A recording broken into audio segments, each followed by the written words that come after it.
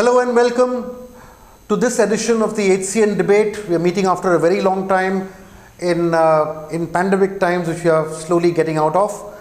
But we are here to discuss a subject which is going to play a very, very important part in the economy of Goa and to some people to the politics of Goa. Just before the Goa Revolution Day, the Chief Minister Pramod Sawant decided to lift the ban on recruitments, and today on June 18th in the morning, when on the day that this show is getting recorded, he said that 10,000 jobs are going to be given. The economy will be opened up. We've already got investments in the maritime cluster as a maritime cluster, and he also said that there's going to be an investment in a medical device park. The subject is interesting because at the end of the day, we need to discuss whether these kind of announcements really boost the economy or not, or are they basically a political exercise? Because if you recall that on the 24th of November 2016, the then Chief Minister Lakshmikant Parsekar had put a ban on recruitment. That was just 4 months before the then elections, where he said that I'm taking a big risk because at the end of the day, jobs give us votes. Is this another exercise of jobs giving us votes? Is this a way to go forward? Can our economy grow by political decisions like this? And what do we really need to do? And we have a technology expert here as well on how to really improve the economy and give the right kind of jobs to the right kind of people. I have a very distinguished panel with me.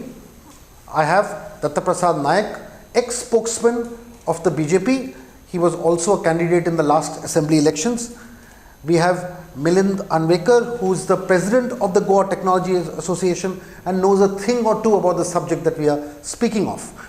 And last but not the least, the young and dynamic Congressman Yatish Naik, who will bring a lot of political experience, legal experience, and basic grassroots level articulation into the debate.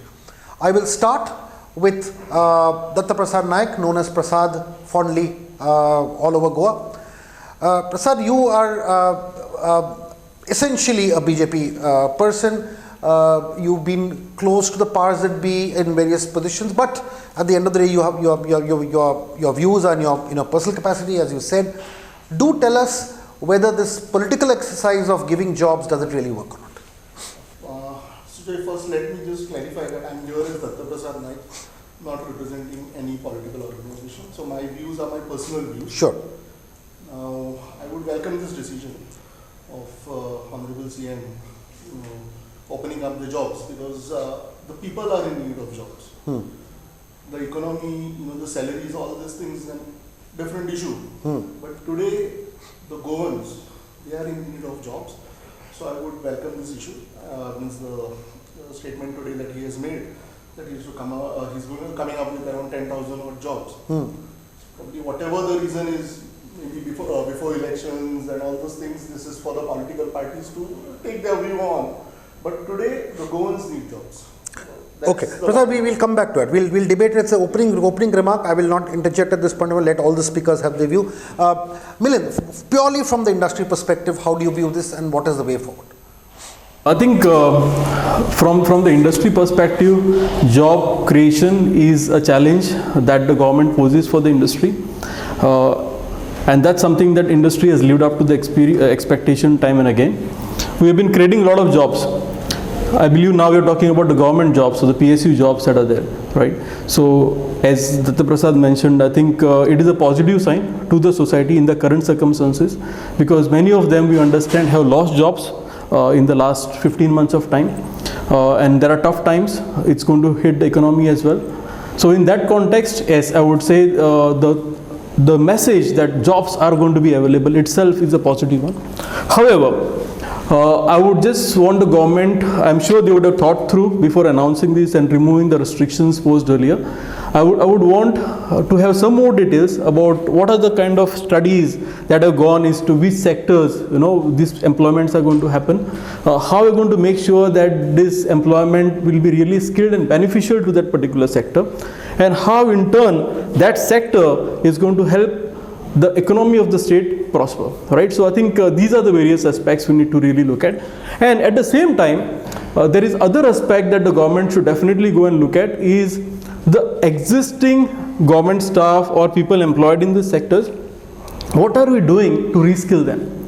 How are you adopting the newer technologies to make sure that you make them more efficient? You are more competitive in this current world if you really want to talk about boosting the economy. So there are various aspects that I think that will play a major role rather than just making a statement that we will have jobs created. I personally feel it is a very positive statement in the current times, so I definitely welcome it, but I'm more interested in the implementation of this thought process and the factors surrounding it, what role the government has thought for each one of them to play to make sure that this is a real successful one towards the vision that the government has been talking about. Yatish, your opening remarks. See, if I look at that announcement which the Chief Minister has made, it appears to me is an extremely political statement. In as much as it is intended to hoodwink people, and I'm not saying this out of politics only as such. You see, if you see you said 24th of November, it was 22nd of November 2016 Okay, stand corrected. 2 days. that Undersecretary Personnel issued a letter is an office memorandum, issued to all the departments and said that there should be a ban on recruitment.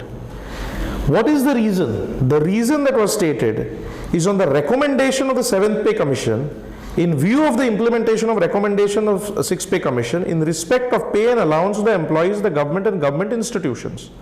So this is the reason. So it means that the government was unable to withstand the load or pressure on the finance out of the recommendations of the 7th Pay Commission. Now you see, we are in a worse situation.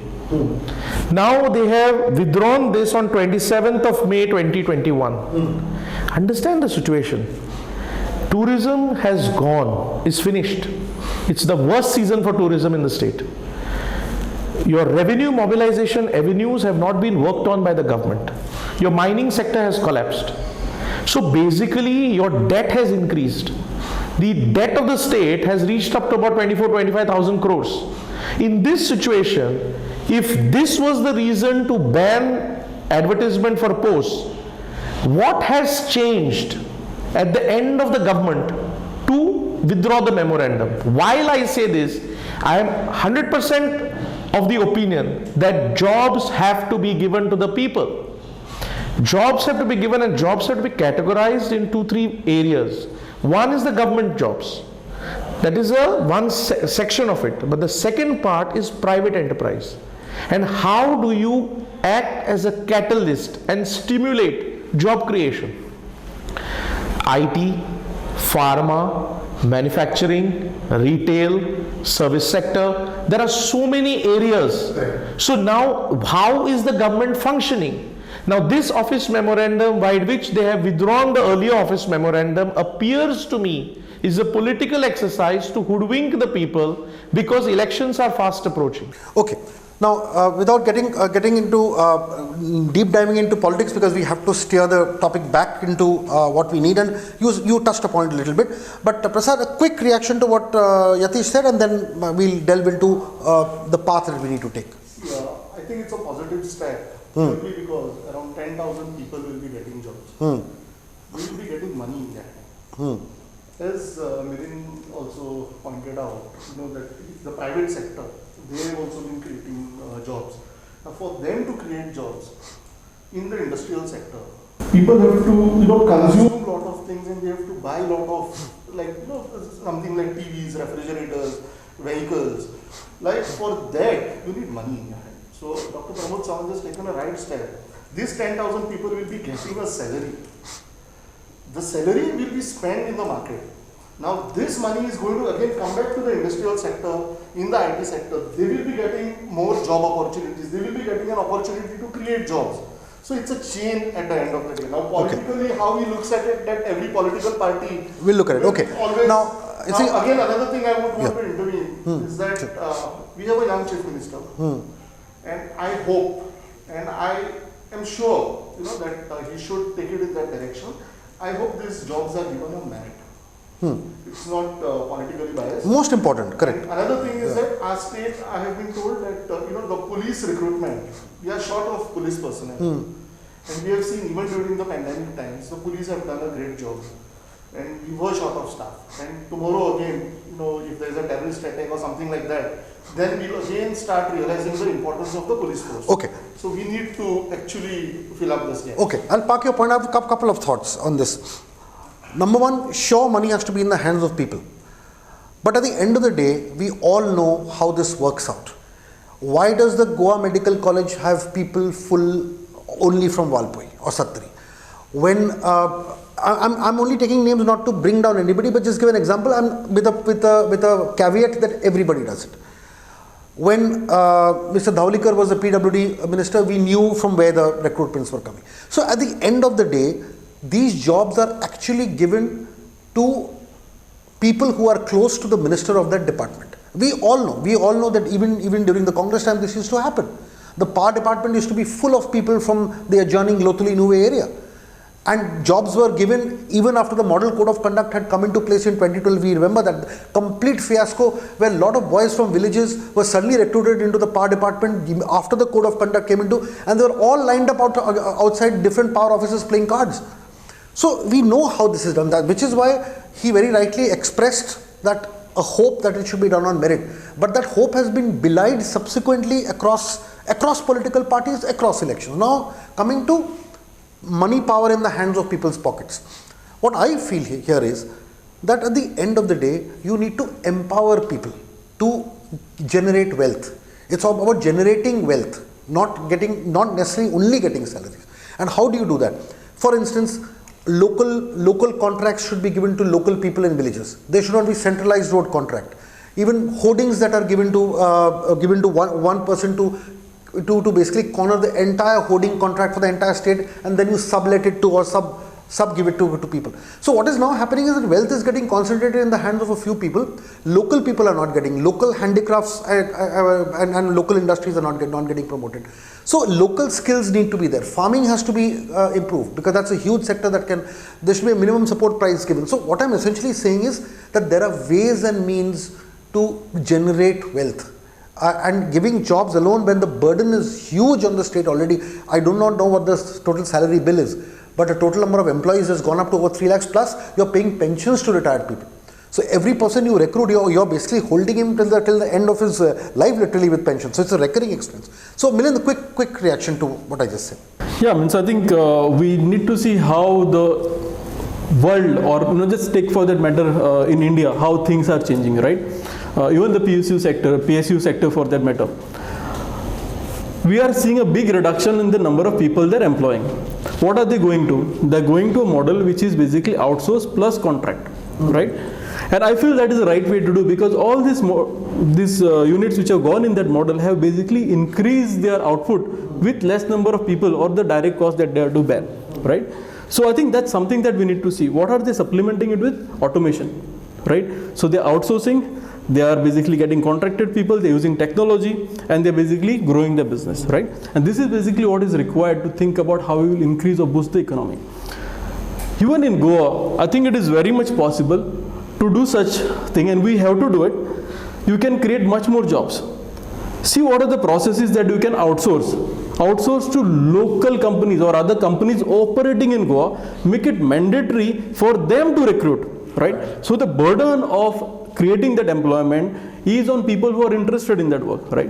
Pay that money, right? So that way I think you are able to manage things much better, make sure that local economy via the local businesses is better, as well as people are getting jobs, right? So this is one way to look at it.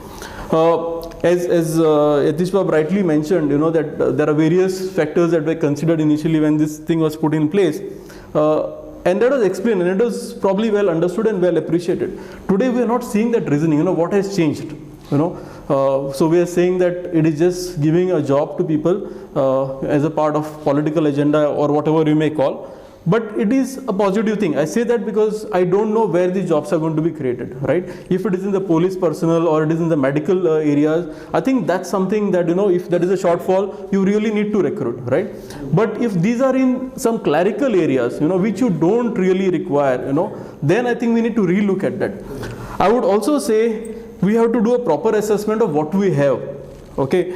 See what we can do to invest in basically they being better, because see, in industry what happens year on year, we look at our staff, we look at the bottom performing staff, we either get them out or we get them reskilled, right? So we're talking about an industry which is going to be, you'll hear a lot of job losses, lakhs of jobs being lost by end of the year. But the same industry will create double the number of those jobs, right, in different technologies or different skill areas, right? So there is this aspect also which is to be factored when you plan this entire aspect. A quick thing to Prasad, and I'll go to Yatish. Prasad, tell me, see, you've studied Goa well, you know the grassroots well. Why do you think there's this tendency of young Goan boys and girls to look at a government job as the most prime kind of a position? My issue, it also stems from society itself. Society demands a government job. There are people who may be getting a good private job which is lucrative and tests his skills, but would go into the safe zone of a government job. Now, what do we do to handle this kind of a tendency? How do we solve this? How do we curate this properly? In today's situation, this is the pandemic time, the only person who has got his salary is the government servant and the bank employees.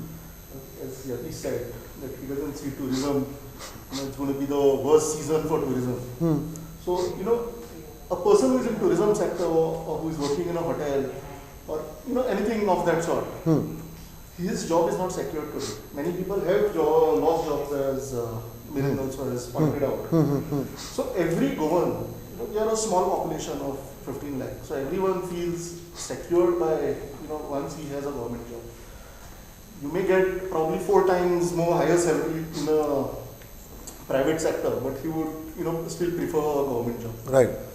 So that's one of the reasons. And secondly, again, as Yatish said, that this may be the worst season for tourism. Again, what I personally feel that once we are vaccinated, as the central government and the state government, they are both working really hard in getting all Indians vaccinated. So once we are vaccinated, I'm sure tourism will bounce back. And Goa is again going to be a major destination for everybody. Because the foreign travel, even if the foreign travel opens up, the Indians will still prefer coming to Goa as a safe destination. And then again, that issue of having more police personnel, as I rightly told you, again, Milind mentioned doctors and nurses, the GMC also needs a lot of recruitment. So again, one has to see that among these 10,000 jobs, what is the quality of jobs, like whether it's the clerical jobs or whether it is in GMC and the police. So that has to be done. Okay. Yatish, every political party, and the Congress is no exception, this has been an absolute trend. When ministers get positions, they say, look, I will take up this portfolio, but I need to have this quota. There are arrangements made between different ministers saying that, if one particular minister needs to give employment to boys or girls from his constituency, he will call up a particular minister, his colleague, and ask him or her to accommodate.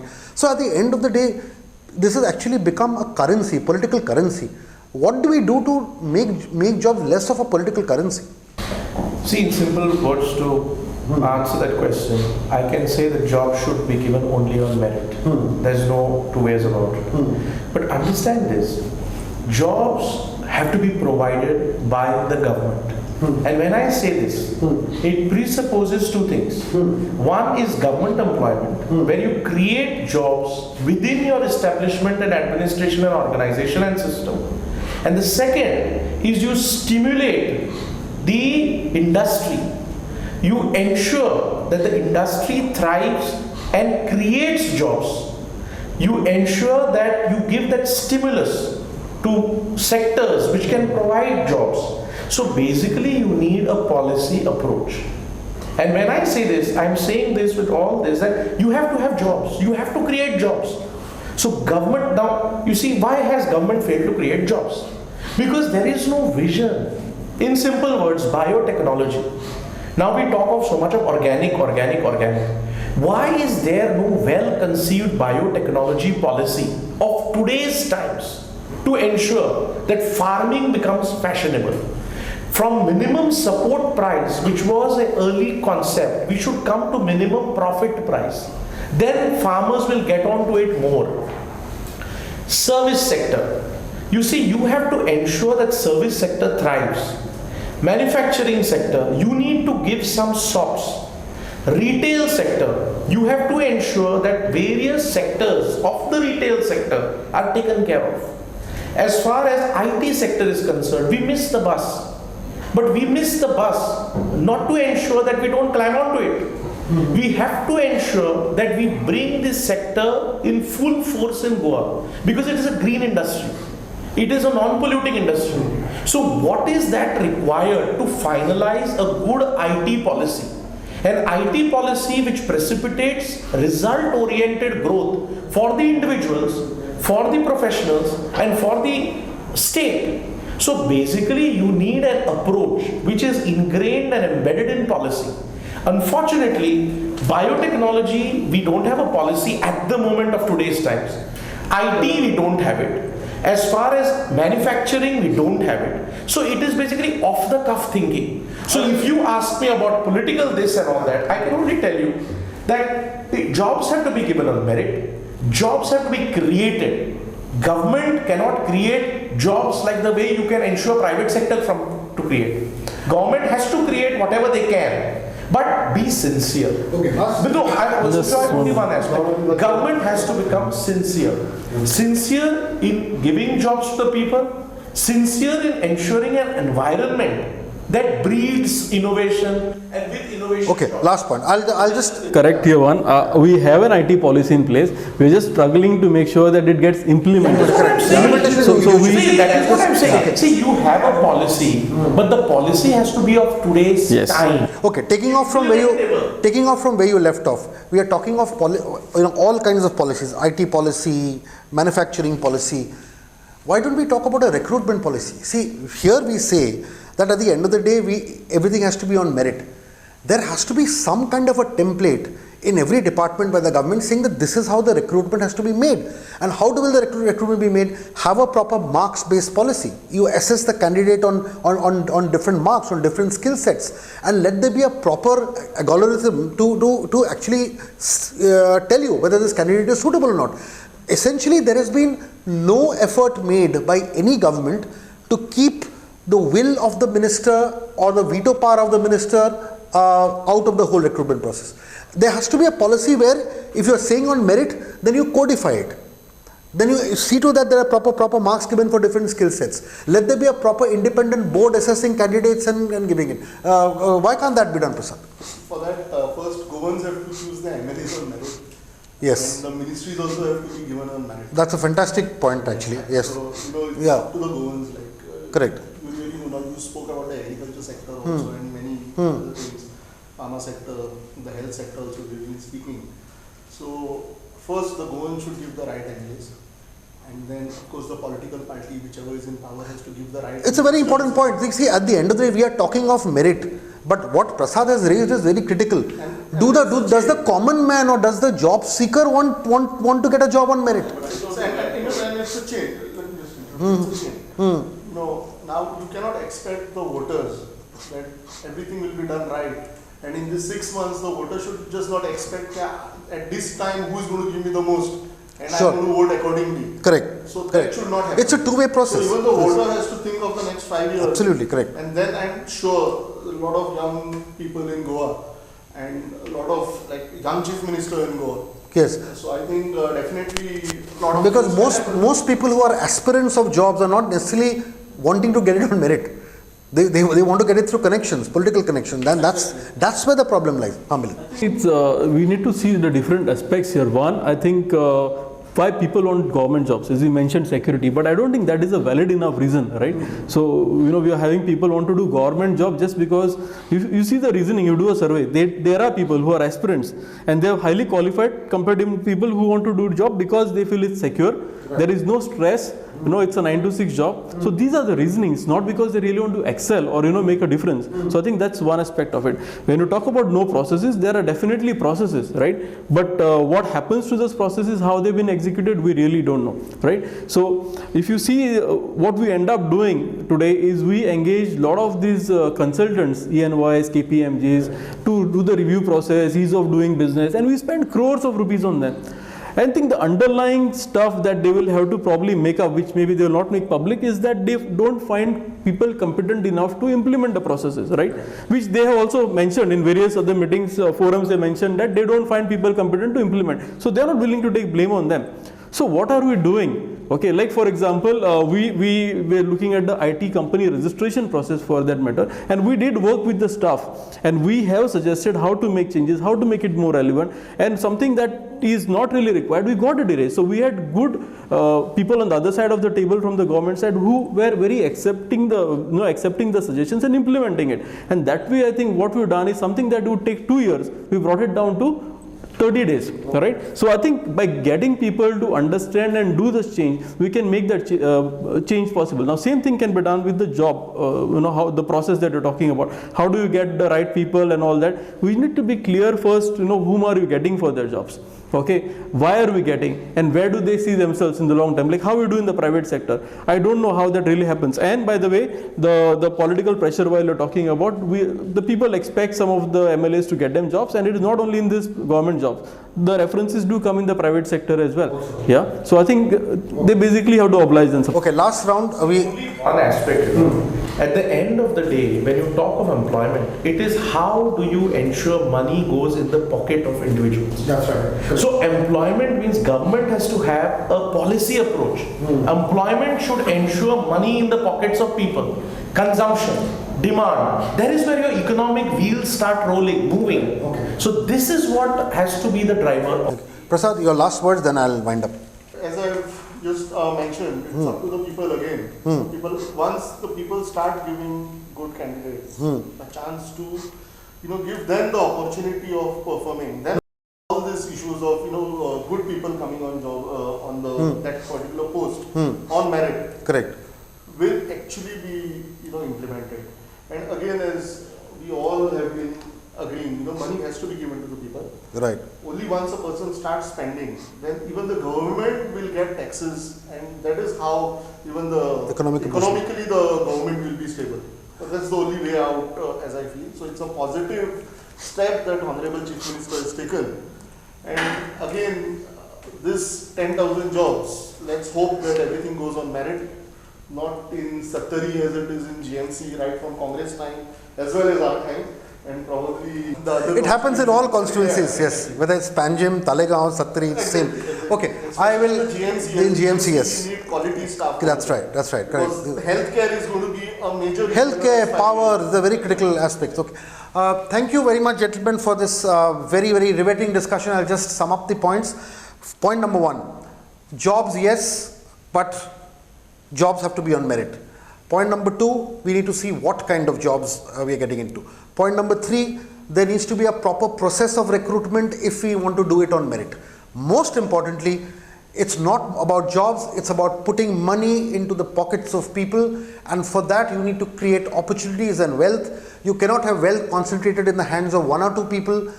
Businesses, contracts, all that has to go down to the grassroots level, and at the end of the day everybody should get spending power. And then political parties should also do a complete rethink, so should the people, because if jobs are used as currency, then Goa will not go very far. Thank you very much, gentlemen, for this discussion. We will continue to meet and take up issues concerning the people of Goa. Thank you.